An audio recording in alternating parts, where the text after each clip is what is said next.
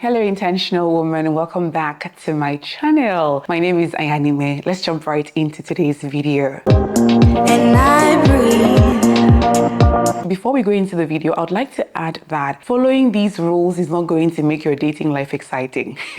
Not at all. It is going to slow it down. But we want that because that means that you're not saying yes to every Tom, Dick, and Harry. Your tolerance level for a lot of nonsense will be very, very low, and you'll be dating more intentionally. So it's a good thing. It's not a bad thing. Okay? So now the very first old-fashioned dating rule that I believe that changed my life and I believe is a game changer for any intentional woman is taking sex off the table. Unpopular opinion? Maybe. Powerful strategy? Absolutely. Trust me, I know how this sounds, especially in today's woke culture. But I can confidently say that the benefits of waiting far outweighs the 5 minutes of pleasure. When you take sex off the table, you protect yourself in ways you never thought possible. First, without sex clouding things, you'll see the person for who they are and not who your hormones and emotions want them to be. Because a man can pursue you with intention the first few weeks. But when he realizes there is no sex for him, he starts moving differently, which to me is not rejection, but redirection. Because once that switch happens, you will look back and you will think to yourself, oh my goodness, I nearly fell for this person, but thank God. I am telling you, taking sex off the table gives you the space to explore true intimacy, the kind that builds real connection, like spiritual, intellectual, and even emotional intimacy. Because sometimes sex can trick you into believing there's something great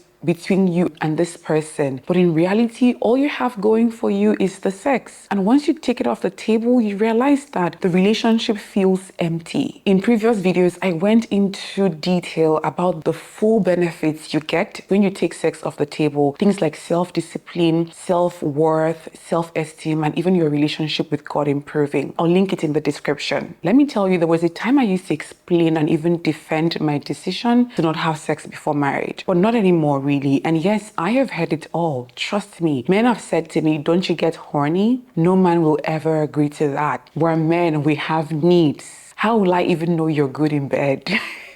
But after praying about this, I had a leading, right, that changed my perspective. And that is that I do not have to explain or defend this decision because the wrong man will debate it or try to dismantle it, while the right man will honor it. And if you're watching this and thinking to yourself, that can never be me, trust me, I used to think like that too. But you'll be amazed at how your entire dating experience shifts when you start honoring your body. Number 2, not being available for impromptu dates. I still remember the stories of how men used to knock on the door well-dressed with flowers. They didn't just show up, right? They prepared, they planned, they gave notice. There was thoughtfulness in how they pursued the women they liked. But now, a DM or what you're doing text at 5 p.m. for a 6 p.m. date is the new normal. I'm sorry, but that is not romance. That is lazy access. Because let's be honest, if a man texts you at 5 p.m. to see you at 6, did he really plan to see you, or were you just an afterthought? Which truthfully is disrespectful. This isn't about being rigid or difficult. It is about honoring my time, my energy, and the effort it takes to show up fully for a date. Because you just don't snap your fingers, right, and you look your best. There is no fairy godmother here. It takes time to get ready and still feel emotionally and physically present to enjoy the date. And a man who respects you knows this. So he thinks ahead. He wonders, maybe she has things going on. Maybe she needs time to prepare. And that's the point. I have been on both sides of this. You know, the last minute plans that usually meant me rushing into the bathroom, wondering what to wear, trying to get my makeup done while I'm trying to wear my shoes. Just this chaotic energy. And by the time I get there, I would be so exhausted, wondering if I even placed my wig right, that it's impossible to enjoy the date. It all felt really careless. And I have also experienced thoughtful, well-prepared dates. My ex was an OG in this one, right? He would call, like, say, on a Monday and say, babe, let's do dinner on Wednesday. Do you have any restaurants you'd like us to try? He would give me time to prepare, to look forward to it, to show up as my best self. And that kind of care felt good for my nervous system. So now I don't do impromptu. I can't. If a man wants your presence, he has to honor the process behind that presence. So stop scrambling, not when he could have easily given you notice. Remember that when you keep saying yes to every "can I see you tonight" text, what you are unconsciously teaching him is that your time is flexible, your life is on standby, that you are available on demand. And that is not healthy for the future of your relationship, because it means he'll also be careless and impromptu about important milestones, like birthdays and anniversaries. Now, of course, there are nuances to this. If you are in a relationship with someone and they say, hi babe, let's go to a movie tonight, that's a different thing compared to a man you just met today messaging you tomorrow, I want to see you this night. So you get the nuances, so that we don't get it confused.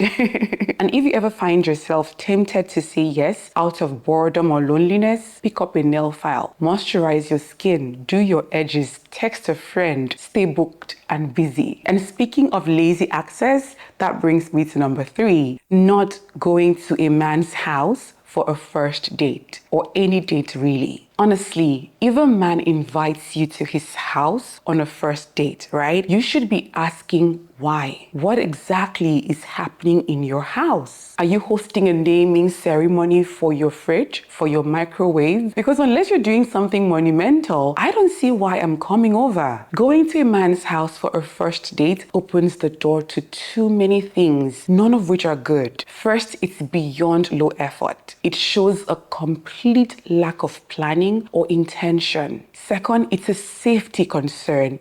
This is somebody you barely know. What if he's not who he claims to be? What if you find yourself in a situation you can't control? What if he's an axe murderer? You may laugh now, but honestly, safety is not a joke. Third, and maybe most importantly, it creates an atmosphere that invites physical intimacy too soon. You may think to yourself, oh, I'm strong enough, I can handle it. But real discipline is knowing how to avoid unnecessary temptations, especially when you actually like this person. These little things, like where and how a first date is set up, matter more than we realize, because they set the tone for everything. That is why you see women complaining months later that their man never takes them out. They only ever hang out at home. Well, the standard was set from the beginning. You need to ask, what effort is this man putting into creating a meaningful first impression? Because when a man truly likes you and wants you to like him, he'll try to impress you. He will think about where to take you, what you might enjoy. That's the beauty of early romance, right? There's wonder in it. So if his big idea is come over and chill, ask yourself, what's memorable about him sitting on his couch while he's in his boxers, queuing up Netflix? And even if he says, oh, I want to cook for you, that is still not a good enough reason, honestly. It can be something you do later on, but not on a first date. Because remember, the first date sets the standard, and yours should not include house calls. Now, number 4, refusing to go 50-50. Not on the first date, not in the relationship, not in the home. But let's focus on dating, right? Because that is what this video is about. So,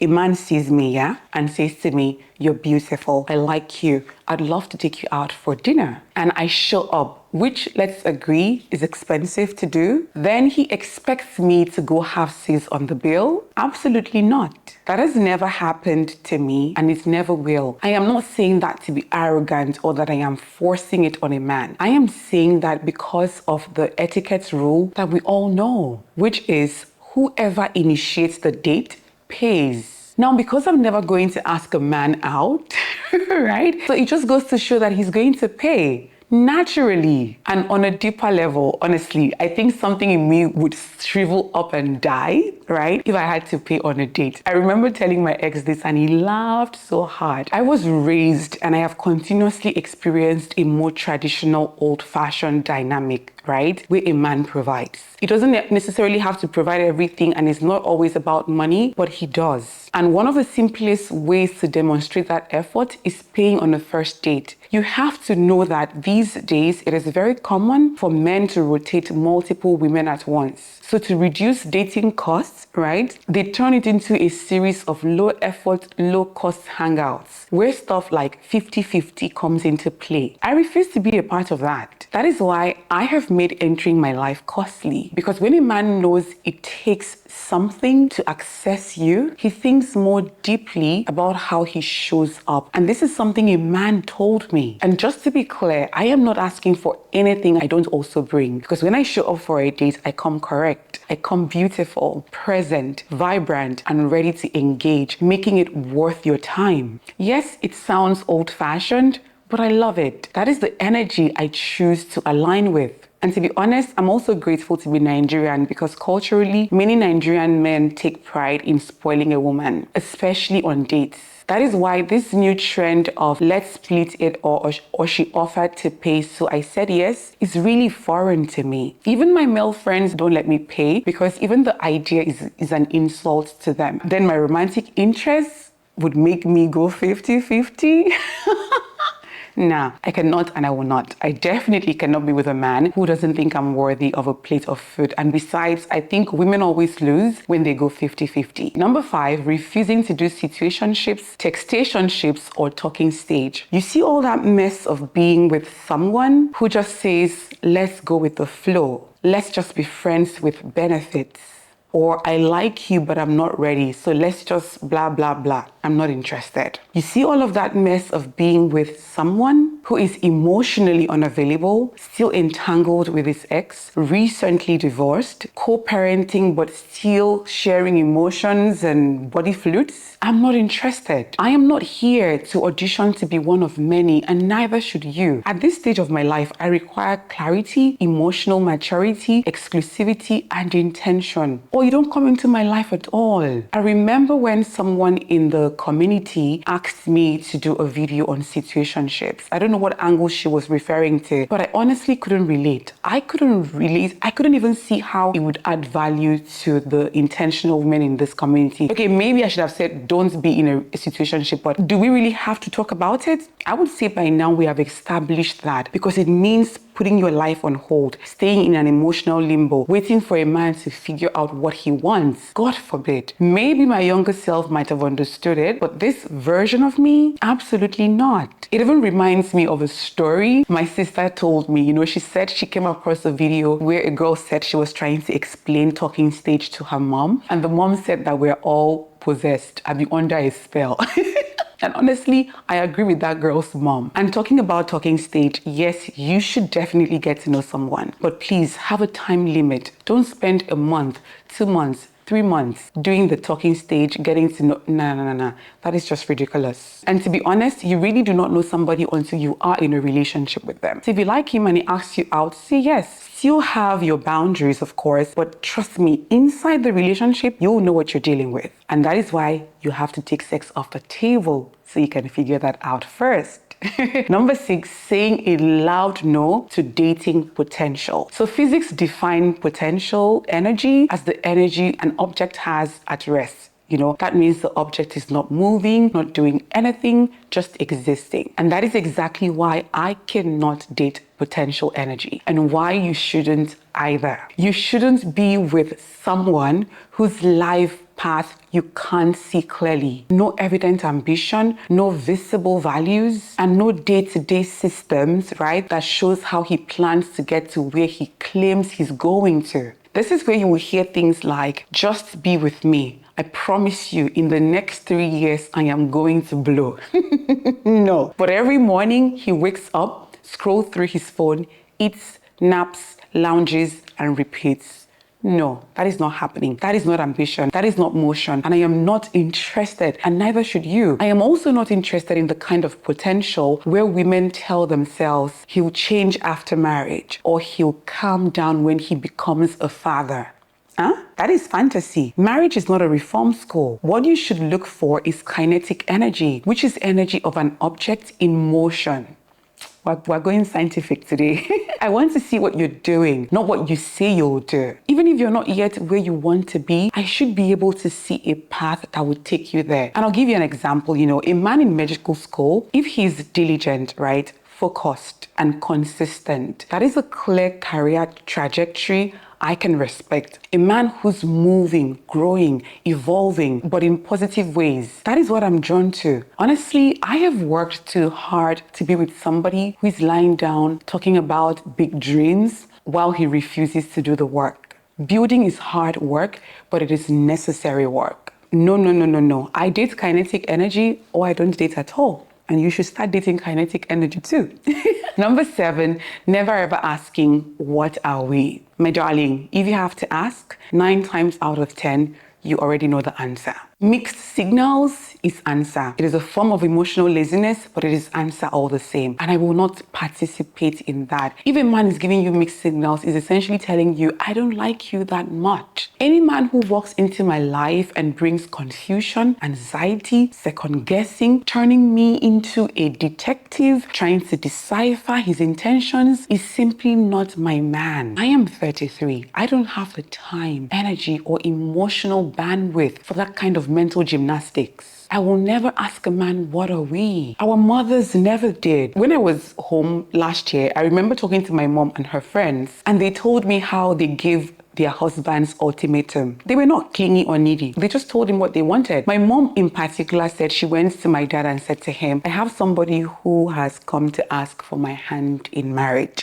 I just wanted to inform you in case you have plans. And she detached. The next week, she said my dad went to meet her parents. Now, I am not going to tell you someone asked for my hand in marriage. But what I am going to do is detach quietly, confidently, and fully. I have done this over and over and over because once I get that unsure energy from a man, I don't initiate some heavy define the relationship talk. I simply withdrew. Now, if I do care deeply for someone, the most I might say is, listen, I'm sensing a bit of, hesitation from you. I've enjoyed getting to know you, but it seems you are unsure of what you want. I am sure of what I want, so I'm going to start seeing other people. Life is already filled with enough problems, so refuse to create new ones for yourself. Not when this is something you can actually control. And what can you control? Your standards, your space, your decisions. You can walk away. You can say, this is no longer working for me. You can stop picking up calls. You can stop texting. You can stop. I will never again sit around asking myself, does he like me? Does he miss me? Is he serious about us? Because here's a truth that stands the test of time. When a man truly likes you,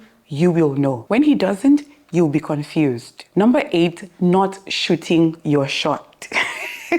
Yes, some women have pursued men and it worked out great. But that is just a small fraction, okay? And in most of those cases, let's be honest, the man already liked the woman, right? She just beat him to it. This modern thing of walking up to a man and saying, I like you, I want to take you out on a date. I'm sorry, I cannot, I will not. Because I never want to sit in a relationship wondering, did he say yes because he genuinely finds me attractive? Or did he say yes out of politeness? I am not doing that to myself. When you ask a man out like that, the dynamics shift, right? You're no longer the princess. You're now the one doing the chasing. You're the one waking up in the morning and texting, hello, my king. I'm the one that got your number. So let's nah. Next thing, you're the one asking to take him out on a date. I'm sorry. No.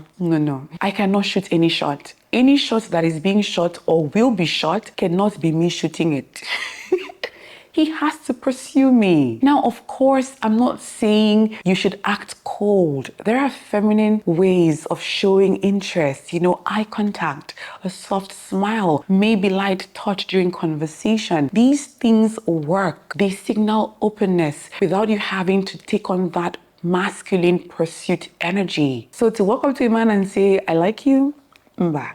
No, I am too old-fashioned for that. I want to be pursued, I want a man who knows what he wants and comes after it. Not because I notched him, but because he saw me, and said, I like her, I want her. She's a wonderful woman and I want her. And then he pursued me intentionally. And then finally, number 9, but let's do something interesting, okay? I'll leave it up to you. What is that old-fashioned dating role that has completely changed your dating life? I believe this will open the floor up for engagement and comments and opinions, which means I am going to learn from you as much as you're learning from me. And I want that. I really, really want that. And that's it for today's video. I'd love to hear your thoughts. Do share them with me in the comments. Don't forget to like this video, subscribe to the channel if you haven't, because on this channel, I share content that helps you grow into the best version of yourself for yourself. Trust me, you will love it here. As always, be kind to yourself, and I'll see you in the next video.